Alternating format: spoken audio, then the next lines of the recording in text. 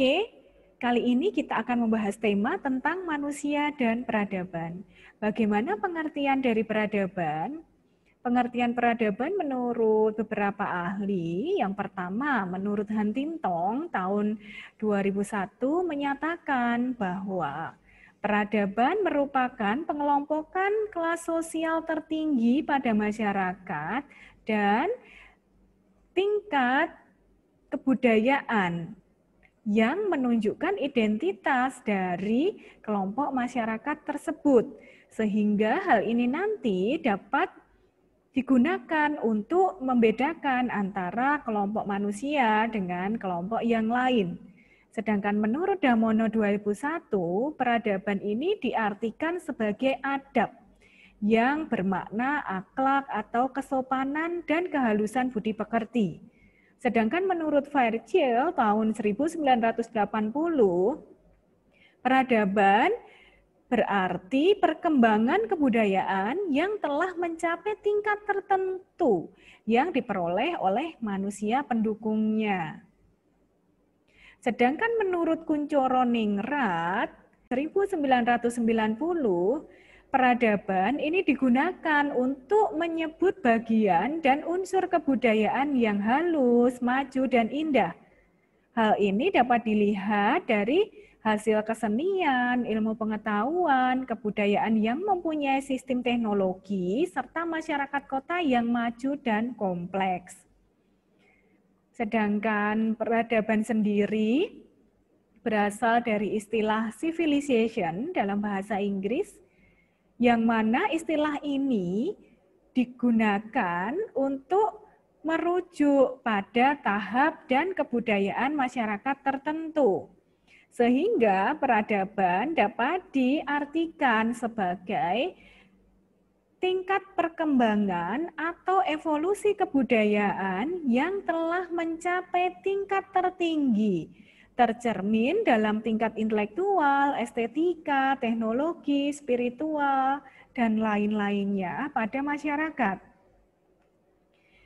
Adapun peradaban di sini dapat dicirikan dengan adanya tingkat ilmu pengetahuan dan teknologi serta seni yang telah maju. Sekarang bagaimana hakikat dari peradaban? Peradaban berasal dari kata adab yang memiliki makna sopan, berbudi pekerti luhur, mulia, berakhlak, atau segala hal yang bermakna baik. Disebut sebagai peradaban. Peradaban sangat erat kaitannya dengan kebudayaan, sehingga dapat diartikan bahwa peradaban itu merupakan hasil cipta rasa dan karsa manusia dalam memenuhi kebutuhan hidupnya. Dalam hal ini, hasil atau produk kebudayaan manusia yang telah mencapai tingkat tertinggi dalam kurun waktu tertentu dapat menghasilkan peradaban, yang nantinya akan terimplementasi dalam bentuk kesenian, ilmu pengetahuan dan teknologi yang telah maju, adat, sopan santun, serta tata pergaulan yang telah maju dan kompleks.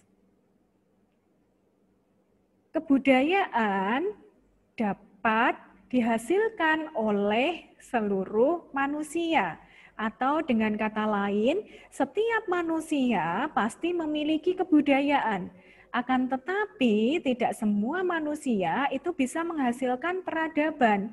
Karena peradaban ini hanya bisa dihasilkan oleh kelompok manusia yang terdidik, yang mana mereka telah memiliki pengetahuan dan penerapan ilmu serta teknologi yang telah maju. Sehingga nantinya peradaban suatu bangsa ini akan dinilai dari kemajuan ilmu pengetahuan dan teknologi serta tingkat pendidikan masyarakatnya yang telah tinggi. Peradaban ini dapat dicapai seiring dengan evolusi kebudayaan yang ada pada kurun waktu tertentu yang dimiliki oleh suatu kelompok masyarakat. Bagaimana manusia ini dikatakan sebagai makhluk yang beradab dan masyarakat adab? Manusia pada dasarnya memiliki potensi untuk bisa berperilaku sopan, santun, berbuat baik, memiliki hati perilaku yang baik. Sehingga pribadi manusia ini nantinya memiliki potensi untuk dapat menciptakan kehidupan yang tenang, nyaman, tentram, dan damai. Manusia yang beradab pada hakikatnya akan berusaha membangun sebuah masyarakat yang beradab pula. Karena tadi pada dasarnya manusia itu merupakan makhluk yang beradab. Kelompok manusia yang beradab ini nantinya secara naluriah akan berkumpul dengan manusia yang beradab lainnya. Karena pada diri manusia ini dibekali oleh anugerah harkat, martabat, dan potensi kemanusiaan yang tinggi. Sehingga akan membentuk masyarakat adab atau masyarakat madani. Dan biasa disebut juga dengan civil society.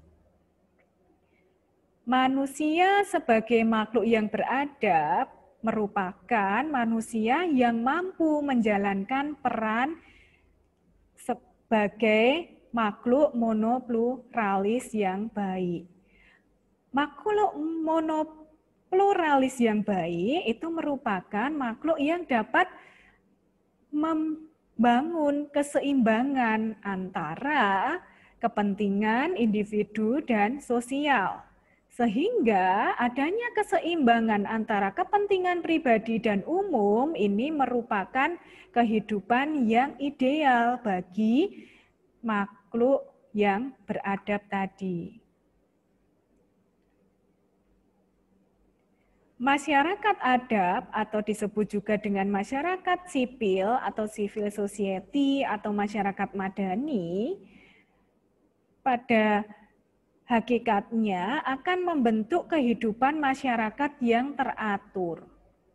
Dari kehidupan masyarakat yang teratur inilah nanti yang akan dapat membangun sebuah peradaban. Adapun beberapa unsur masyarakat madani yaitu yang pertama memiliki wilayah publik yang bebas. Jadi wilayahnya bebas dari penjajahan bangsa lain atau dari ancaman bangsa lain. Yang kedua adanya masyarakat yang demokratis, memiliki kebebasan untuk mengemukakan pendapat, ide, dan gagasannya. Yang ketiga, memiliki toleransi yang baik antara satu dengan yang lain. Yang keempat, menjunjung tinggi dan menghargai adanya pluralisme. Serta yang kelima adalah menjunjung tinggi nilai keadilan sosial yang ada di dalam masyarakat. Dengan adanya masyarakat yang teratur dengan unsur-unsur pokoknya tadi, maka akan terbentuk peradaban masyarakat yang madani. Adapun karakteristik dari peradaban itu sendiri diantaranya, yang pertama memiliki ciri khas tersendiri, yang mana kekhasan ini akan membedakan antara manusia dengan spesies yang lain. Yang kedua, telah menerapkan kemajuan ilmu pengetahuan dan teknologi. Yang ketiga, mengandung nilai halus, indah, kemanusiaan, dan moralitas yang baik. Yang keempat, memiliki organisasi sosial yang sudah maju atau masyarakat yang kompleks. Serta kelima, dicirikan dengan sistem pemerintahan yang terdiri dari kelas sosial. Jadi kebudayaan yang berlangsung dari zaman ke zaman itu memiliki perbedaan yang mana nanti akan membentuk sebuah peradaban. Kebudayaan pada zaman dulu cenderung homogen. Kehidupan yang ada di masyarakatnya cenderung homogen. Tidak sebanyak atau bermacam-macam seperti saat ini. Tapi kalau kita lihat yang sekarang, kehidupan masyarakat ini sangat heterogen sekali, bermacam-macam. Dari sukunya, ras, agama, pola sistem pemerintahan, sistem pranata sosial yang ada, pekerjaan, dan lain-lainnya. Ini sangat beragam sekali. Kemudian, bagaimana terbentuknya evolusi budaya dan wujud peradaban yang ada dalam kehidupan sosial budaya? Evolusi kebudayaan ini berlangsung sesuai dengan perkembangan budidaya atau akal pikiran manusia dalam menghadapi tantangan hidupnya. Sehingga dalam hal ini, evolusi kebudayaan nanti akan menghasilkan zaman atau peradaban yang berbeda. Di sini, kita bisa membagi menjadi dua zaman. Yang pertama yaitu zaman prasejarah, di mana belum dikenal tulisan, dan yang kedua adalah zaman sejarah, yaitu zaman di mana sudah mengenal tulisan. Zaman prasejarah ditandai dengan adanya penemuan roda sebagai alat transportasi, yang berawal dari fungsi roda untuk memindahkan barang dari satu tempat ke tempat yang lain, untuk mempermudah pekerjaan manusia memindahkan barang. Kemudian seiring dengan perkembangan evolusi kebudayaan yang ada, roda ini dikembangkan dengan kereta, sehingga membentuk kereta beroda. Dan akhirnya berkembang sampai saat ini menjadi kereta yang bermesin dan beroda. Kemudian di samping adanya penemuan roda juga ditemukan adanya penemuan bahasa, yang mana bahasa ini merupakan isyarat atau cara manusia untuk menyampaikan ide, pikiran, atau gagasan kepada orang lain, yang mana hal ini telah disepakati penggunaan katanya, kata-katanya atau isyaratnya itu sudah disepakati oleh pengguna bahasa tersebut.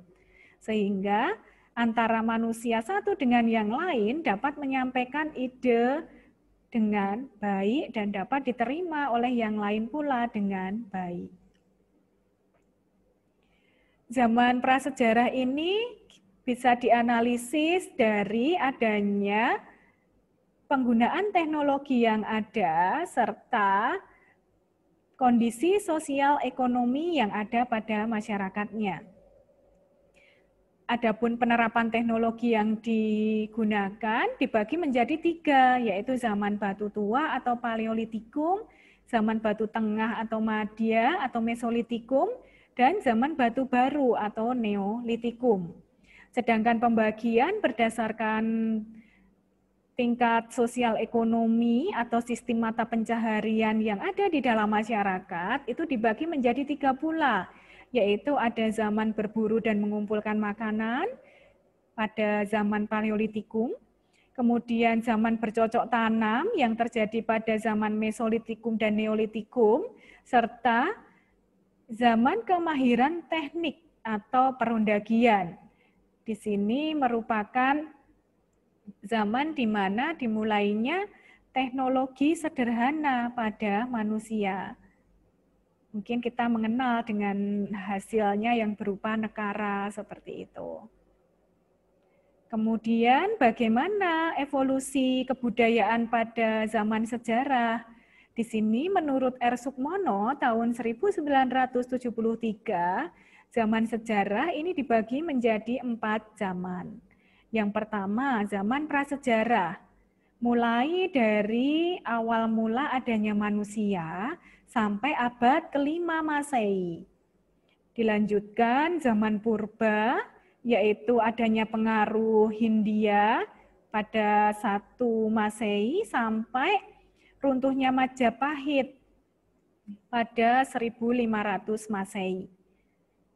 Kemudian yang ketiga ada zaman Madya, yaitu diawali dari masa akhir runtuhnya Majapahit atau masuknya pengaruh Islam ke Nusantara sampai akhir abad ke-19. Dan yang terakhir adalah zaman baru atau zaman modern. Dimulai dari adanya Anasir Barat atau bangsa Eropa pada sekitar tahun 1900-an sampai sekarang. Kalau kita lihat dari hasil evolusi kebudayaan, ini bisa menghasilkan berbagai macam produk budaya yang ada, bahkan produk peradaban pada waktunya, di eranya. Kalau kita merujuk ke masyarakat Mesir, di sana ditemukan adanya lambang atau tulisan yang berupa simbol yang bermakna, yang disebut sebagai huruf hieroglif. Yang mana huruf hieroglif ini bisa kita temukan pada dinding piramid, tugu obelis, dan daun papirus. Dalam perkembangannya, huruf hieroglif ini nantinya akan berkembang menjadi 2 macam, lebih sederhana. Yang pertama ada hieratik yang biasa digunakan oleh pendeta dalam menulis di kitab suci, dan yang kedua yaitu huruf demotik, yaitu huruf yang digunakan untuk keperluan duniawi, biasa digunakan untuk urusan perdagangan atau jual beli. Seiring dengan perkembangan evolusi budaya yang ada, berkembanglah menjadi zaman yang modern seperti saat ini. Dan pada saat ini yang telah mencapai peradaban tertinggi di dunia yaitu di Dubai, di Uni Emirat Arab. Yang mana perkembangan di Dubai ini berawal dari sekitar tahun 2001-an, berawal dari kebijakan pemerintah yang mengembangkan pelabuhan primer ini diubah menjadi real estate. Jadi adanya kebijakan pemerintah ini yang mengubah kondisi Dubai dari yang padang tandus sekarang menjadi sumber mata pencaharian atau sumber kehidupan yang merupakan pusat peradaban pada era saat ini. Hal ini dapat dilihat dari adanya perkembangan real estate yang sangat pesat di Dubai. Terbukti dengan adanya bangunan Burj Khalifa, Burj Al Arab, dan Mariana.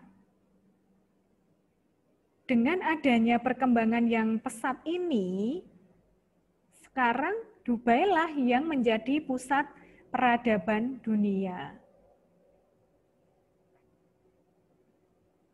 Oke, hal ini evolusi budaya juga bisa dilihat dari hasil-hasilnya yang ada di Nusantara.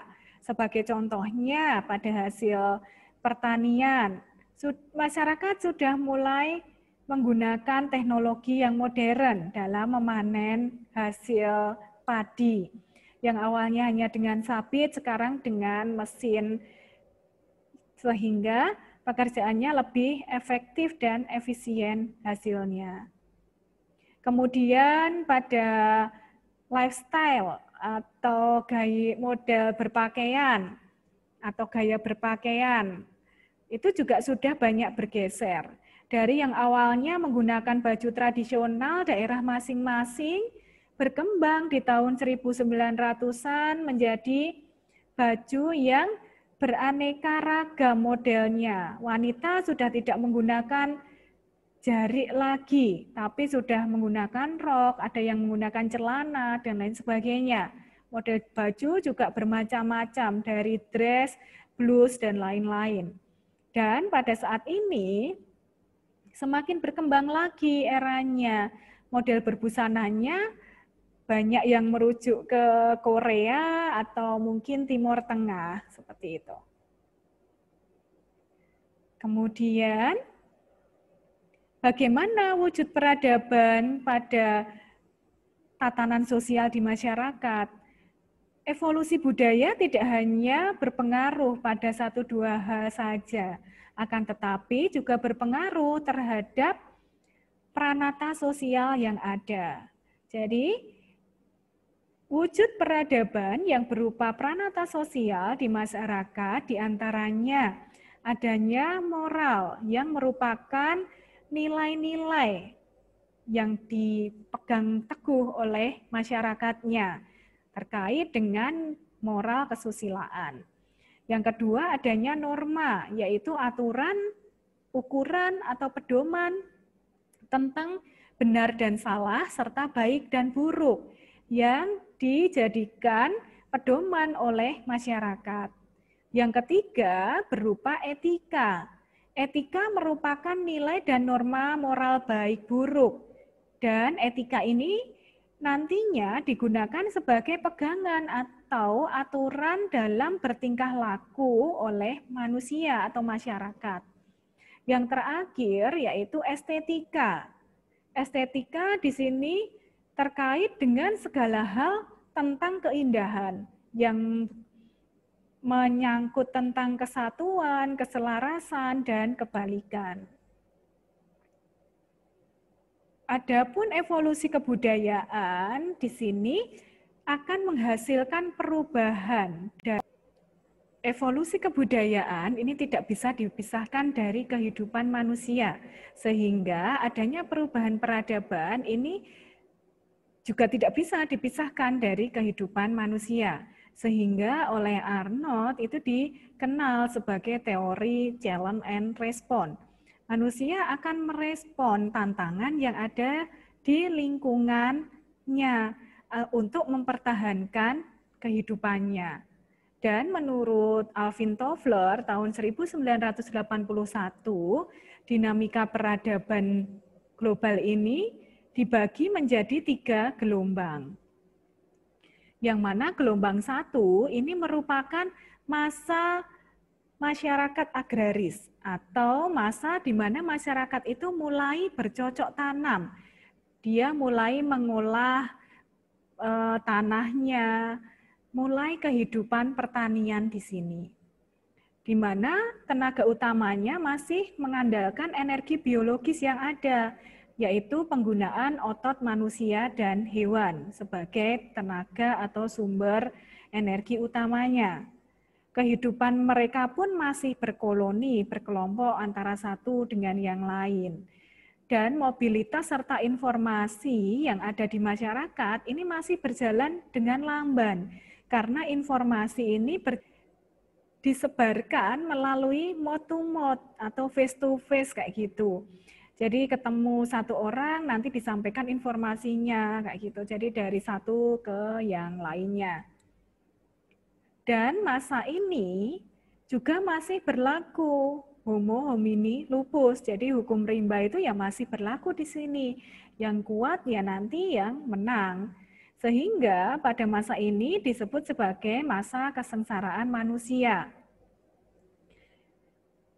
Terus pada gelombang kedua itu masyarakat sudah mulai bergeser dari kehidupan yang pertanian atau agraris tadi menjadi masyarakat industri. Gelombang yang kedua ini disebut juga sebagai masyarakat industri. Masyarakat sudah mulai mengembangkan teknologi untuk mengolah sumber daya alam yang ada dengan menggunakan sumber daya alam dan fosil. Dapat berupa minyak bumi, batu bara, seperti itu. Jadi di sini terjadi perkembangan industrialisasi yang besar-besaran. Dari hasil industrialisasi yang besar ini, maka hasil yang banyak ini mulai diperdagangkan ke negara lain. Muncullah neokolonialisme. Dan dampak negatif dari adanya gelombang kedua ini mulai muncul imperialisme. Adapun gelombang yang ketiga yaitu disebut sebagai masyarakat informasi, yang mana teknologi komunikasi dan informasi ini berkembang sangat pesat sekali, baik melalui hardware maupun software. Jadi ada beberapa masyarakat yang menitik beratkan kebutuhan itu pada informasi komunikasi. Transportasi juga berjalan sangat cepat dan berkembang pesat. Dan di sini mulailah muncul adanya penggunaan energi alternatif sebagai pengganti sumber daya yang tidak bisa diperbaiki. Yang muncul penggunaan energi tenaga surya, tenaga gerak, dan lain-lain. Akan tetapi dampak dari eksploitasi yang besar-besaran ini muncullah kerusakan lingkungan. Pada saat ini kita memasuki era revolusi industri 4.0 yang diawali dari Jerman sekitar tahun 2011. Di sana mulailah inovasi perkembangan industri yang semakin canggih dengan menekankan pada pola digital ekonomi, artificial intelligence, big data, robotik, dan Internet of Things. Yang mana fenomena ini dikenal juga dengan fenomena disruptive innovation.